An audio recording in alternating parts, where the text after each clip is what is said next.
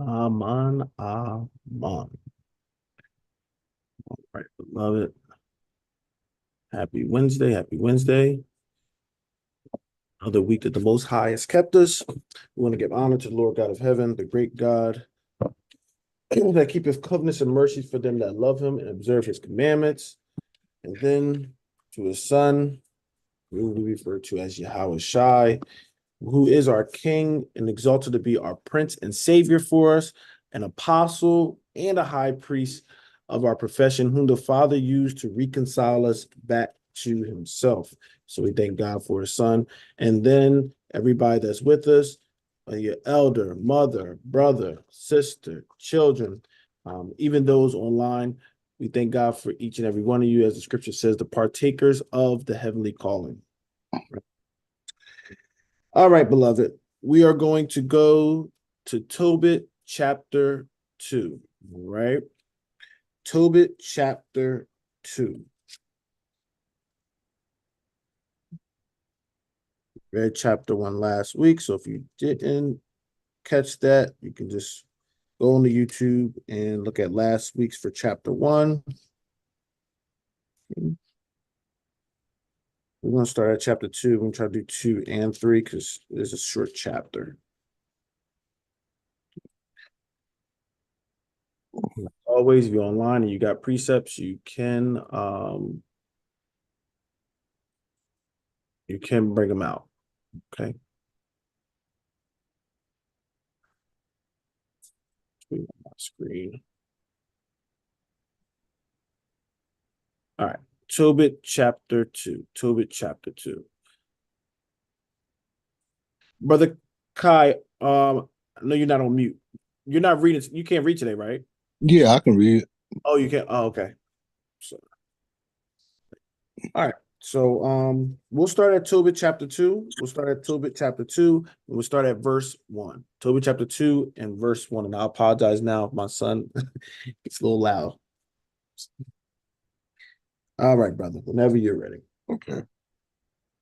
Now, when I was home again, and my wife Anna was restored unto me with my son Tobias, and the feast of Pentecost, which is the holy feast of 7 weeks, there was a good dinner prepared me, in the which I sat down to eat. And when I saw abundance of meat, I said to my son, go and bring what poor man soever thou shalt find out of our brethren, who is mindful of the Lord, and lo, I tarry for thee.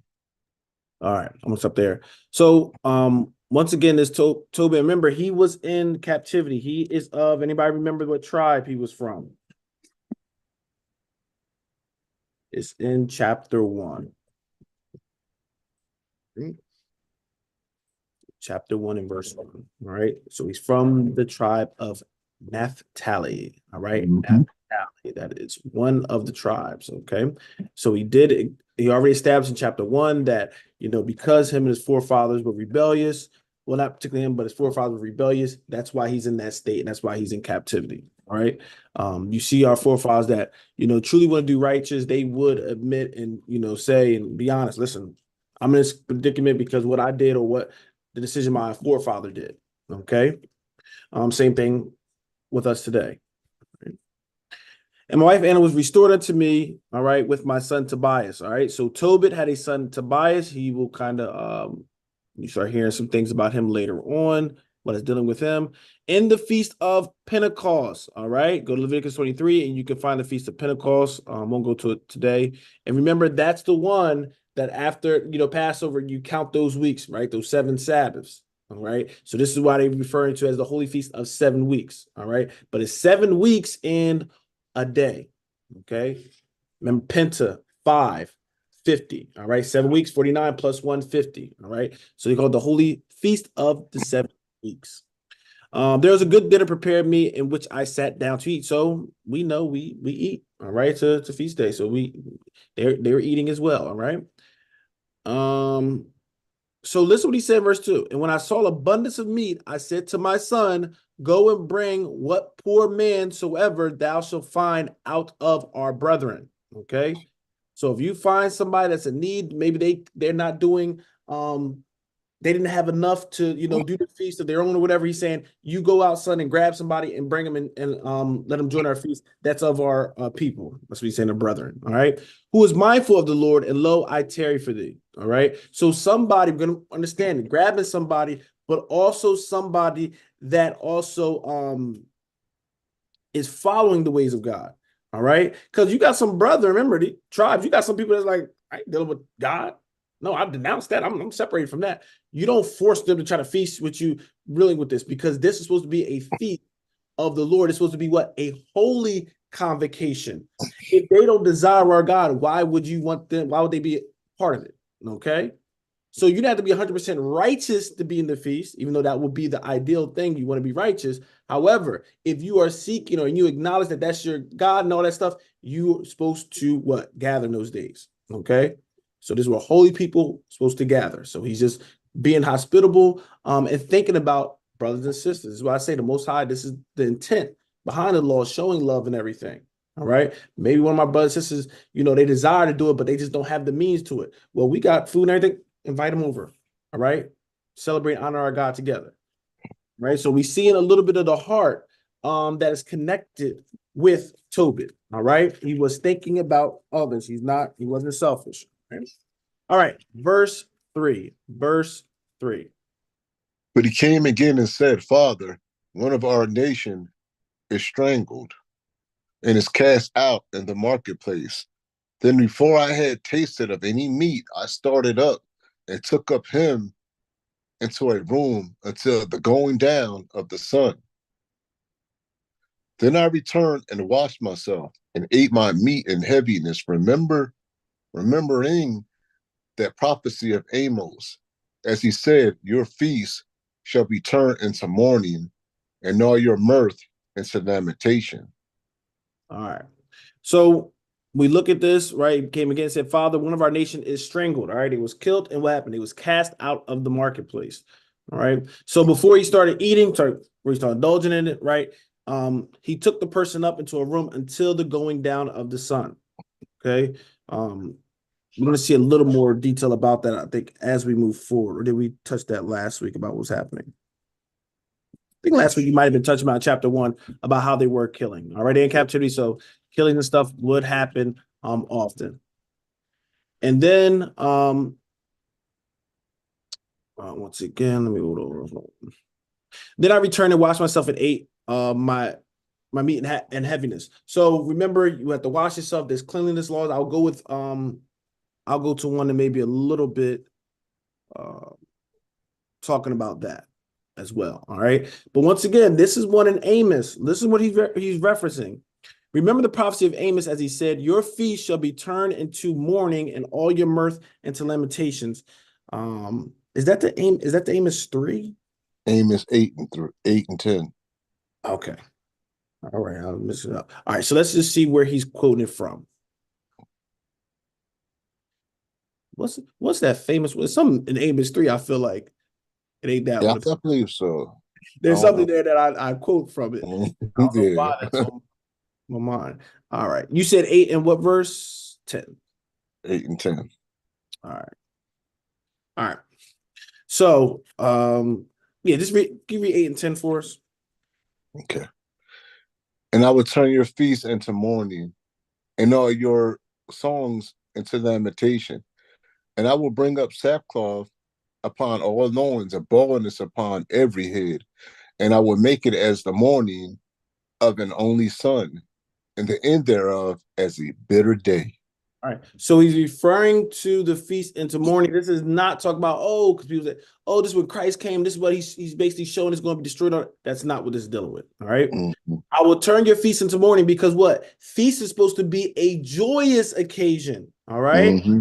When we get to one of the other ones, I might talk about that. But if you look at Nehemiah, it says the joy of the Lord is our strength, because they were starting to cry and very remorseful during a feast day. And he said, no, this is not the time for mourning, because this will be a joyous occasion. And he said, the what? Joy of the Lord is our strength. People hear that at church, but they don't know where it came from and what the context. but it's because they was actually being sad on a feast day. And that's what it's not when you're doing a holy gathering. It's supposed to be peace and joy and righteousness in the spirit. People gotta understand that's what it's supposed to be. Sabbath days supposed to be joy and peace and righteousness, being in the spirit. No joy. I mean, ain't that sadness and everything, that's not for that day. Okay. So this is where he's talking about, because what? He's dealing with the death of his people on a feast day. So he's saying it's just like it was written in the prophecy. Okay. Now, this is where we have to understand, even with scripture, some things is not direct. How can I say it? There's prophecies that have a direct correlation to a certain time. All right. Then there's prophecies that you'll see some of our forefathers sometimes refer to it to make a point or draw a point from the prophecy, even though it's not talking specifically with them.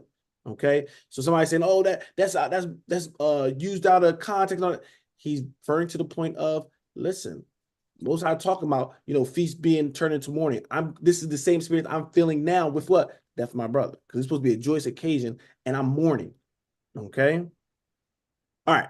And if you don't know and I will bring upon sackcloth or loins, baldness upon every head. This is what we would do when we were when something bad will happen, sadness. You think of Nebuchadnezzar, I mean not Nebuchadnezzar, Esther, things like that. When we were fasting, we'll put sackcloth and ashes to show an outward sign that we're going through mourning. To kind of symbolize, Lord, look at us, look at, we're in this state and we need your help. So we don't have to do that particularly anymore. Dressing up, with sackcloth and putting stuff all over your face. No, right? You fast and everything now, in the spirit, and you don't want to appear to people to be fasting. Okay.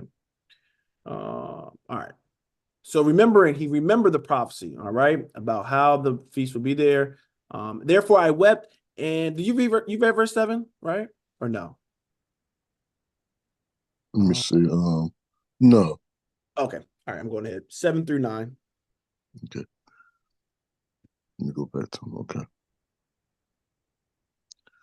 Therefore I wept, and after the going down of the sun I went and made a grave and buried him.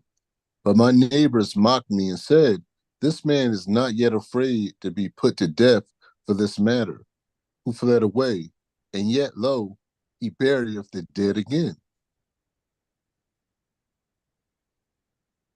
So he was already kind of chapter 1. Remember, he was burying again, and then he kind of withdrew himself. Then he got reinstated back again when that king died, and his family, kind of brought him back. All right. So he's doing the same thing. All right. He is burying he's burying his brother, little brother, one of the tribes, and he's basically doing a service, right?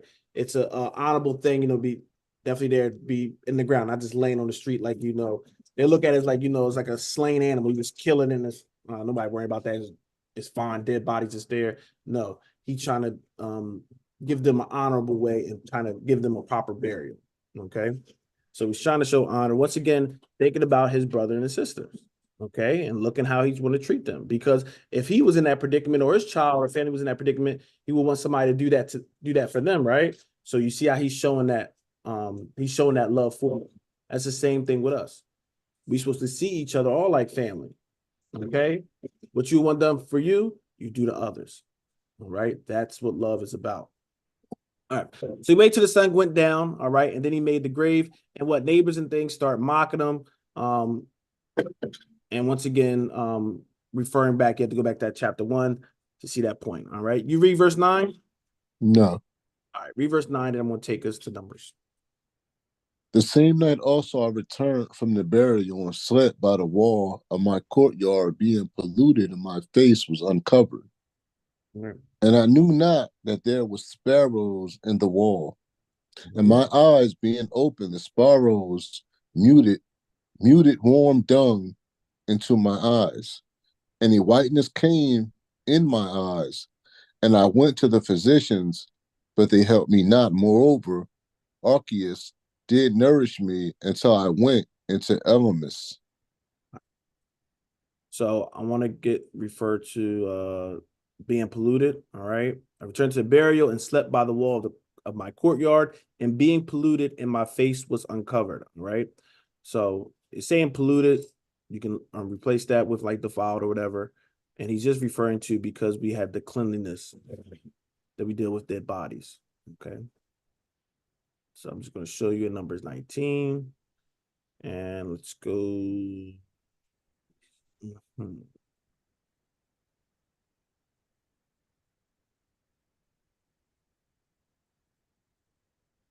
All right, let's just go to 11.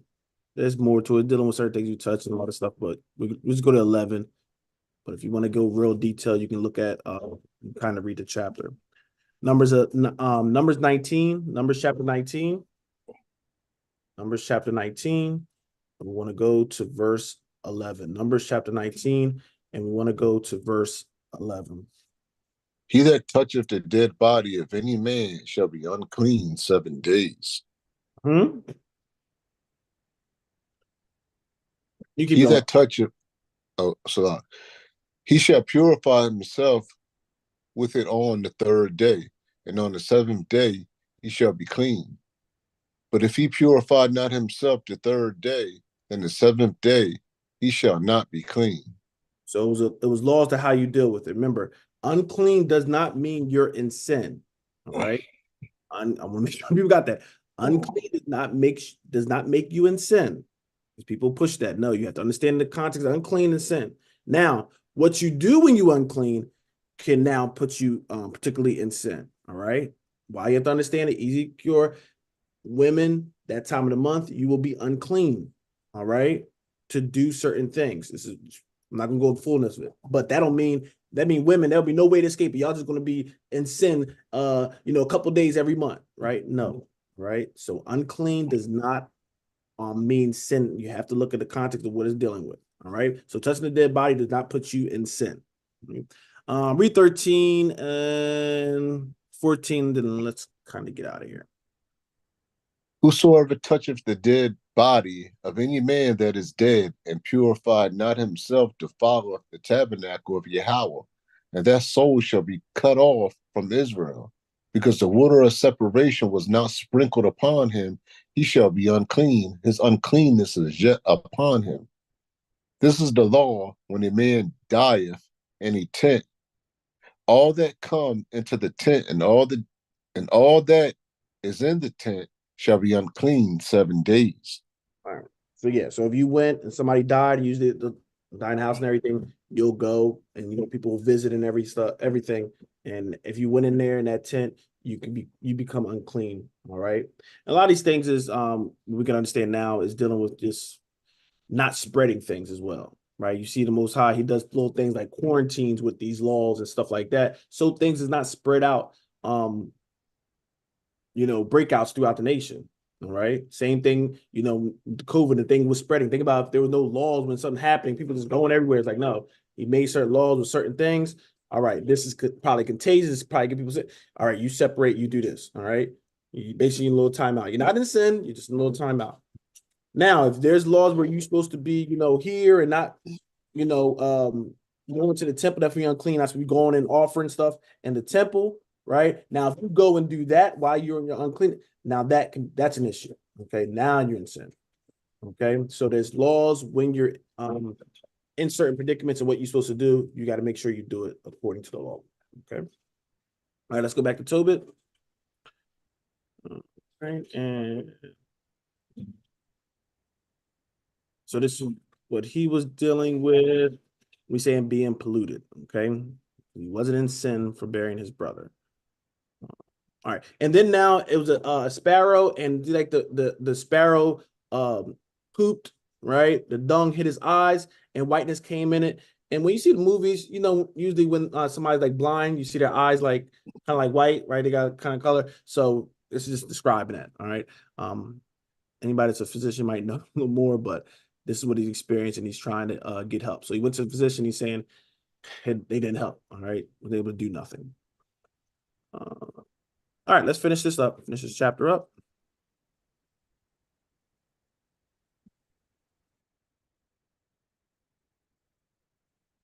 And my wife Anna did take women's works to do. And when she had sent them home to the owners, they paid her wages and gave her also besides a kid. And when it was in my house and began to cry, I said unto her, from whence is this kid? Is it not stolen?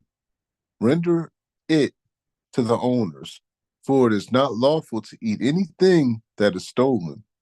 But she replied upon me, it was given for a gift more than the wages. Howbeit, I did not believe her, but bade her render it to the owners. And I was abashed at her, but she replied unto me, she replied upon me, Salaki, where are thine alms and thy righteous deeds? Behold, thou and all thy works are known. So we look at this. Of course, it's messing him up, messing up his eyes. So what? His wife started to get some work. All right. She went and started working, paid wages. And then it says, and gave her also, besides a kid, this is not talking about a literal, like a human child. A kid, it can be like a young goat. All right. So they gave her a young goat with her wages. All right. So she coming in there with that, and he's like, what's this? Why you got a kid? You steal it? Like, how'd you get this? All right. And then I love the aspect, because this is something we see. For it is not lawful to eat anything that is stolen. All right. So you are not supposed to be partaking in things that I get gained illegally. All right. All right. So that's something to look at. He's saying, listen, we can't, if that was stolen or something, we can't get that. All right, give that back to his owner. And she replied, give it to me, give more than wages. They gave me this extra, and he's like, nah, I give it back. Okay. And then she goes, and it's about to go right to the next chapter. Where are thine alms and thy righteous deeds? Behold, thou and all thy works are known. All right. So let's go to chapter 3 and pick right up from that. Okay. And if you have any questions or anything, please unmute or hit the chat. All right. Chapter 3. Tobit chapter 3.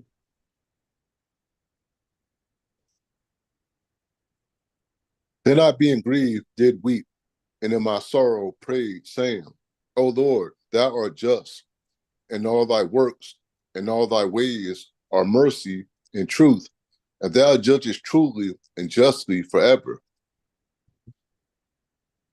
Remember me and look on me. Punish me not for my sins and ignorances, and the sins of my fathers, who have sinned before thee. One more. For they obeyed not thy commandments, wherefore thou hast delivered us for a spoil, and unto captivity and unto death, and for a proverb of reproach to all nations among whom we are dispersed. All right. Yeah, a few things, right? So, Lord, thou art just. I love how they just, be acknowledging the Most High and how they speak, Thou art just, and thy works and all thy ways are mercy and truth. See, you have to know these things. These things got to be in you. This is why it's got to be in you, because when you go through things, these are the things, the first thing the devil's trying to take out of your mind, because you only can see the situation in front of you. But with these brothers and sisters that's doing rights, they were able to remove themselves from the situation and see the fullness that, what, God controls everything. I might not understand it, but guess what? I know everything you do, Mosiah, is what? In mercy and truth. So why fret? Okay. Thou judges truly and justly forever. You always doing what's righteous. Okay. And that's something, beloved. It's not that, they're not really feeling it. It ain't no big deal, but you got to speak this thing to yourself. All right. You got to fight Satan when he comes with all that, temptation. Oh, yeah, God forsake you, all that stuff. You got to say these things. All right. Remember me and look on me. Punish me not for my sins and ignorances. I want to catch that second part. And we know about the sins part. Yeah. Don't punish me to my sins, but my ignorances. All right. Because there's some things, beloved, we don't even know that we're doing things contrary to the Most High. Sometimes we don't realize things we were doing wrong or off for time later. But God, this thing about God can still be merciful in that stuff, in ignorance. This is why we shouldn't be proud or puffed up at any time, because even with all our knowledge, we could still be off in some things. Mm-hmm. But you want to, oh, I know I'm doing everything. You so telling your brother how he got all these problems. And this is why Christ came on the scene and said what? He said, but look at that beam of your eye. You so focused on your brother's faults and deeds, but look, you can't look in the mirror and see your fault because you're so focused on everybody else's. And this is some of the things that why we can't even see certain things. Most High can't even show us certain things that we lack in because we're so focused on everybody else's fault. How we're better than them. Okay? So you want to say, Lord, forgive me for my ignorance, the things that I don't even realize I'm doing that's going against you. Because I can control the things I know to do right and do that. But that don't mean I'm doing everything right. But Lord, teach me, help me excel in wisdom and understanding so I can do all things that's pleasing to you. All right. For they obey not the commandments. All right. So he knowing, listen, I know we sinned. I know my father sinned. This is why we in this predicament. I always say, you see how all these prophets saying the same thing. Thou hast delivered us for spoil and unto captivity and unto death. So yes, captivity, that is one of the tools that the Most High used and what? So we can reap, whether it comes to harsh bondage, all these things, or even death. Okay. And for a proverb or a reproach. All right. So you can be ridiculed. You can be called names, bywords. All right. We know some of them special bywords we be called. Right. That's prophecy. That's what's supposed to happen. Most High saying, you want to sin? Okay, I'm going to put you to nations. I try to make you kings and priests. I try to make you honorable. But you don't want that. You want to be accepted in the world. So I'm going to let you go into the world. I'm going to let you experience them. Even all the names they call you, all the bywords they call you, all those things, you're going to experience that. All right. So a proverb or a reproach to all the nations among what? Whom we are dispersed. So we see we was already getting scattered. And this is what? During Tobit's time. Okay. So we've been scattered. We've been scattered and mixed in with a lot of nations. Okay. All right, Brother Kyle, let's keep going. Let's keep going. Verse 5. And now thy judgments are many and true.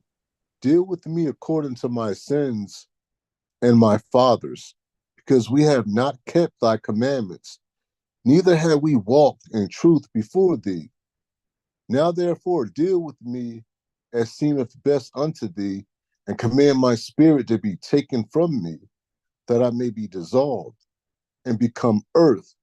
For it is profitable for me to die rather than to live, because I have heard false reproaches and have much sorrow. Command therefore that I may now be delivered out of this distress, and go into the everlasting place. Turn not thy face away from me. It came to pass the same day that in Ecbaton, a city of Media, Sarah, the daughter of Reguel, was also reproached by her father's maids. All right. Because so, hold on real quick. So real quick, even with that verse 6 is one of Not's point. So he said, and command my spirit to be taken from me that I may dissolve and become earth. All right. So the Most High gives that spirit. So if you're living, beloved, you have the spirit, right? The spirit of life that he gives to all. All right. You're living, you got that spirit of life. Okay. So he's saying, you take that from me. Right. So when he takes that, it's that breath, that thing that's keeping us going, that is the spirit that's keeping it going. Don't think about, oh, it's my heart that's pumping that. The spirit is keeping the body alive. Okay. Once that spirit go, that is it. Right. So, or some writers use the spirit or the ghost. All right. Another word for spirit. All right. So he's saying, listen, take the spirit from me so I can just be done. Okay. For it's profitable for me to die rather than to live, because I've heard the reproaches and had much sorrow. So remember we talked about when you're going through a lot, some people look like it's better for me to be dead. Okay. And the Bible's being very transparent. You can be righteous and still feel these things, beloved. All right. However, you need to make sure you check it, because it can be to a state where you're mourning. Of course, you're mourning and venting the Most High. I don't know. I'm just going through a lot. I just don't want to be here. He gets it. All right. But beloved, you got to snap out at too. But Lord, I already know if you didn't want me to deal with it, you can just take me easy. You can take my spirit from me. So since you didn't take my spirit from me, I must understand, acknowledge that you want me to be here even in this present condition. But if you desire me to be right now in this state of mind, help me, strengthen me. Okay?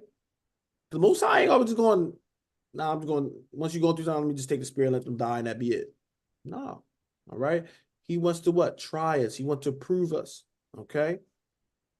And we can do it. Just make sure we're leaning on him. All right? And at the same time, now it's starting to what? It's like a scene going on over there. And now they're switching the scene to now a city of Media. Mead per Sarah, the daughter of Ragul. All right. So she's like, she is going through reproach by what? Her father's maids. All right. What is this talking about? What is this talking about? Verse 8. Let's keep going. Because that she had been married to 7 husbands, whom Asmodeus, the evil spirit, had killed. Before they had lain with her, doest thou not know, said they, that thou hast strangled thine husbands? Thou hast already 7 husbands, neither was thou named after any of them. Wherefore doest thou beat us for them? If they be dead, go thy ways after them. Let us never see of thee either son or daughter. So once again, this sister now, she wasn't being fast or anything like that. She was, we're going to see more of it. She was marrying, and every time, what? It's given it this evil spirit name, Asmodeus, had killed. So the spirit was killing the husbands, all right? So before, and it's just say before they had lain with her, all right? So they didn't even consummate the marriage, but referred to as the husband, all right? So every time the evil spirit will kill her. So if you think about it, beloved, all right, you got a woman that's getting married. Every time, she have the wedding, and then right when they go into the marriage chamber, the husband dies. All right, and they know it's not foul play on her end. Now you got this next husband, marrying, do the same thing, dies, right? You be like, oh my gosh, she's cursed, right? That'll be the natural thinking of people. Oh, she's cursed. Nobody want to be dealing with that. Like, all right, that's the first 2 that might be coincidence, but now, no, I don't know what's happening. All right, so they kind of like, I don't know what's wrong with you, but you got something, okay? And this is very important for us not to even judge quickly. All right. All right. So she has 7 husbands, all right? And let us never see. Okay, let's go to verse 10. When she heard these things, she was very sorrowful, so that she thought to have strangled herself. And she said, I am the only daughter of my father. If I do this, it shall be a reproach unto him, and I shall bring his old age with sorrow unto the grave. Then she prayed toward the window and said, Blessed art thou, O Lord my God, and thy holy and glorious name is blessed and honorable forever. Let all thy works praise thee forever. And now, O Lord, I set my eyes and my faith towards thee, and say, Take me out of the earth, that I may hear no more the reproach.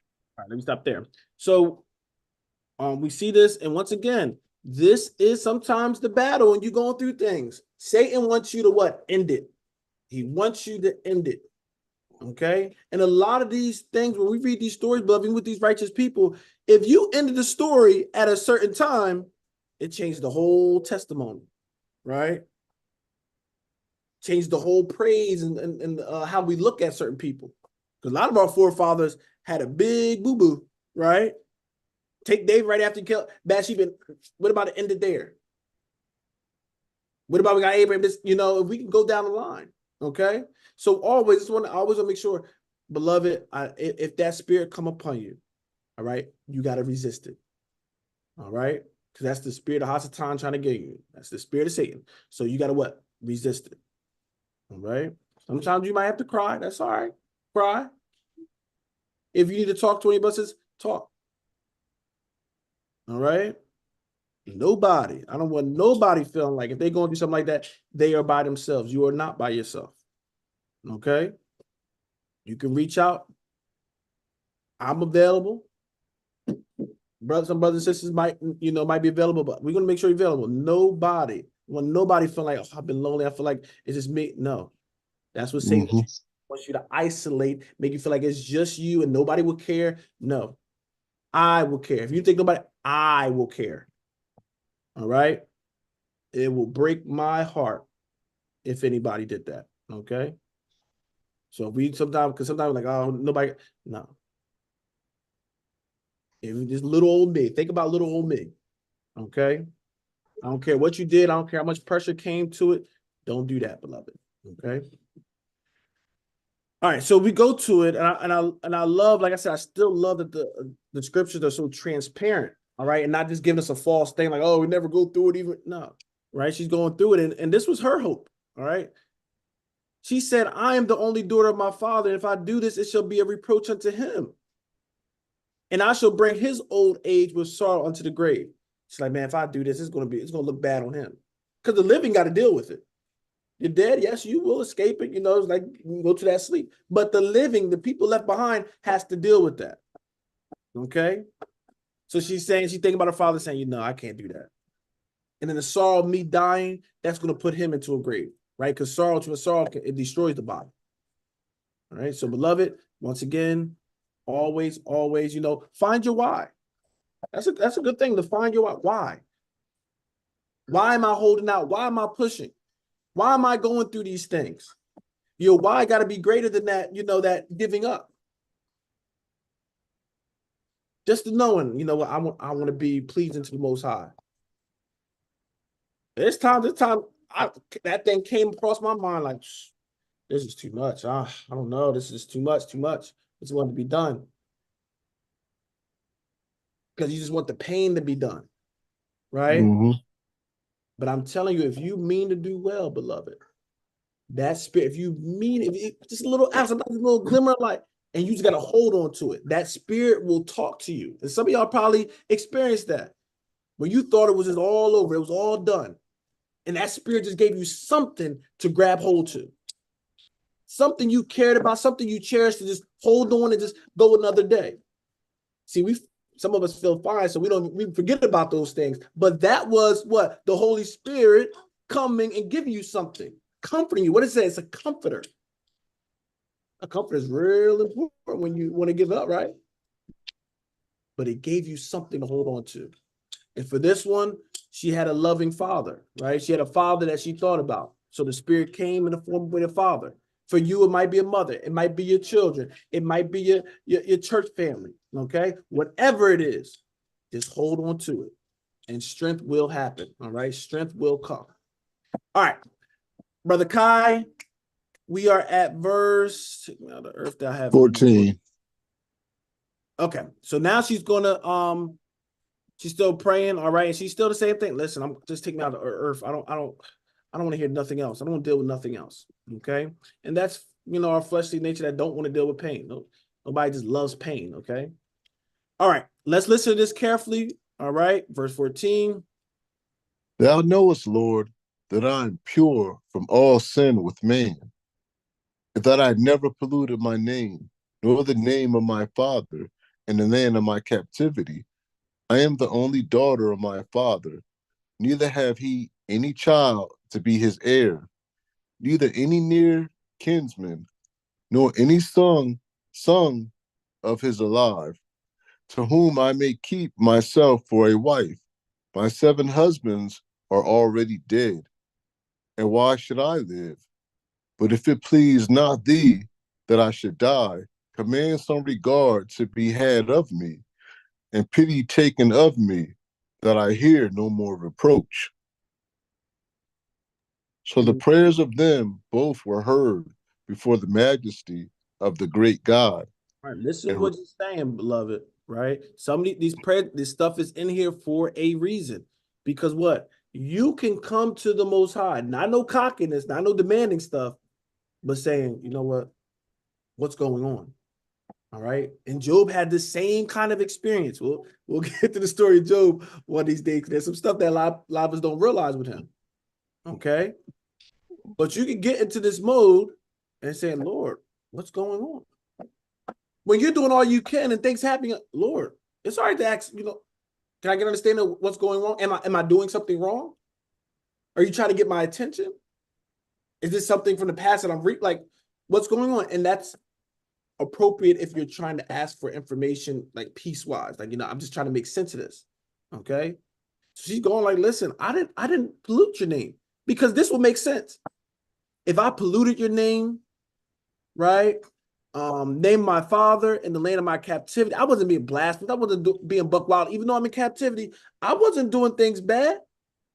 I'm the only daughter of my father, needed to have the child to be an heir. So once again, these are a blessing, definitely for the father's name carry on and things like that. So she's like, I'm his only source of that blessing, right? But there ain't even no sons alive for me to take, to keep this going. And what they will do, a lot of times we will try to marry within our tribes. Okay, not Israel marrying, of course that was that, but it was married within our tribe. So like Benjamins would match up with other Benjamites. All right. Of course, that was never always the case. We intermingle with each other and even outside the nation. Okay. But that was one thing. They're going to go through that today, but that was one thing. So she's saying, I don't have no near kinsmen and stuff like that, because she's referring to certain things that's in the law and the scriptures. Okay. But if it please not thee that I should die, and this is important, because remember, even Christ was saying, let this cup pass, right? Not my will, Lord, but what? Thy will be done. What's she saying? But if it please not thee that I should die, command some regard to be had of me, and pity taken of me, and I hear no more reproach. So she's still in that state of mourning, though. Okay? So what, and like I said, with this, if the Most High do something and take it, that's something different. All right. But you're not supposed to take your life, because we should be realizing this is not ours to give. All right. When we give our lives to the Most High, it is his. He do what's pleasing to it. Okay. So even her, she's going through this stuff, and she's pleading to the Most High. Okay. I don't know what's going on. I can't deal with this. This is too much. I'm trying to be a blessing to my father. I don't want to see him hurt by this situation. Okay. So verse 17, all right? So 16 said, they hear both prayers. He heard, and it sounded a little similar.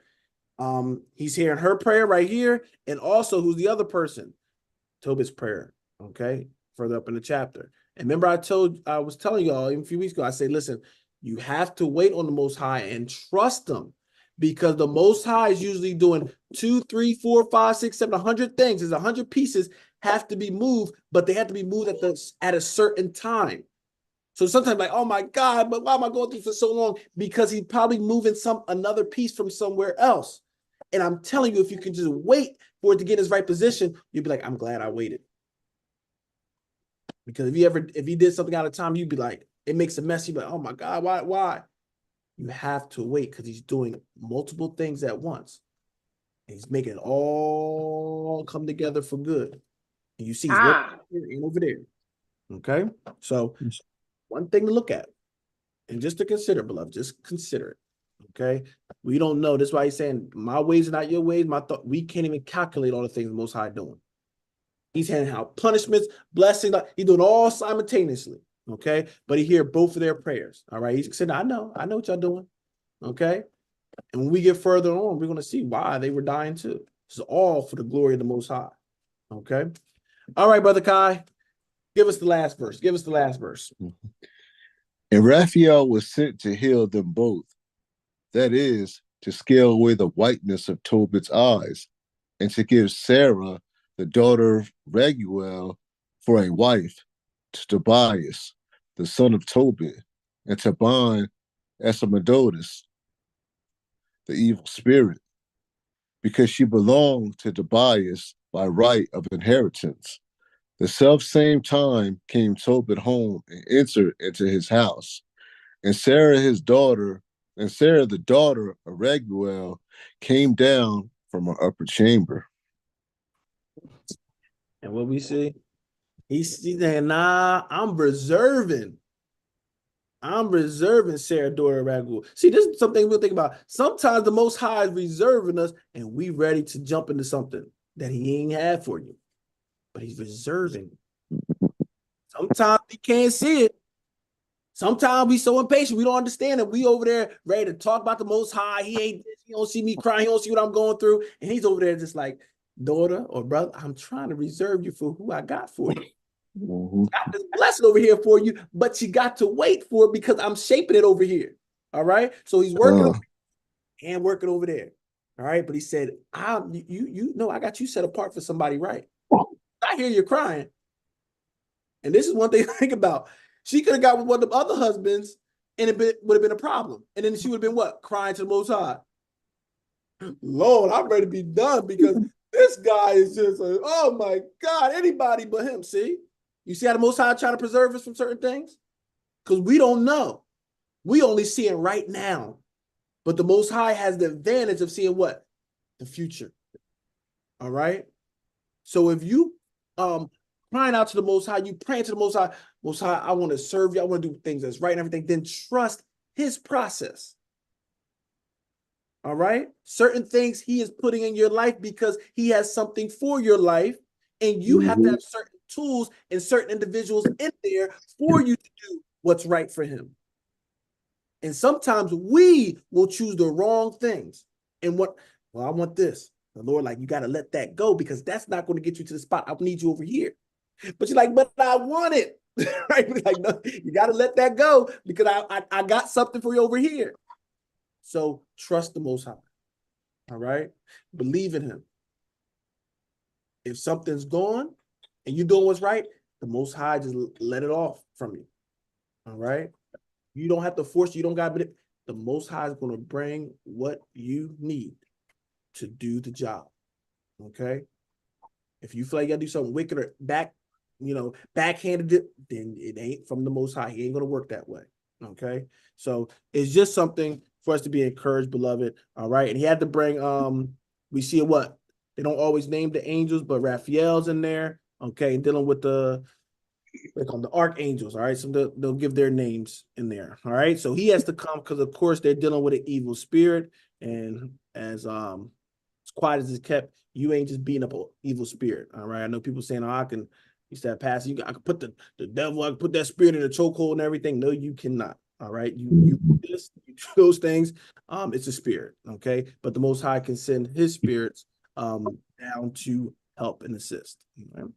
So, beloved, we will end it there. We're going to end it there. All right. And we will pick up, Lord's willing, next week at chapter 4.